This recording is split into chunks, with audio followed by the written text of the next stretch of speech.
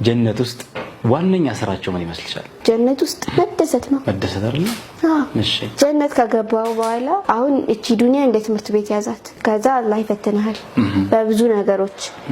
አሁን ለምሳሌ የትምህርት ቤት ህግና ደንብ ስትጥስ ምንድነው የምትደረገው? ትባረራል አይደለ? የምትባረርበትም አትባረር በቃ እቺ ዱንያ እንደ ትምህርት ቤት ናት።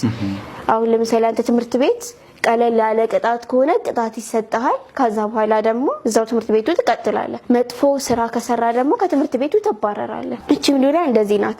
አሁን አላህ ካዘዘን ከሰጠን ህግና ደንቦች በጣም በቃ ድንበር ካለፈን ከዲን ወተናል፣ ከትምህርት ቤት እንደተባረረን ማለት ነው። ነገር ግን ትንሽ ከሆነ በሌላ ፈተናዎች ሊቀጣን ይችላል።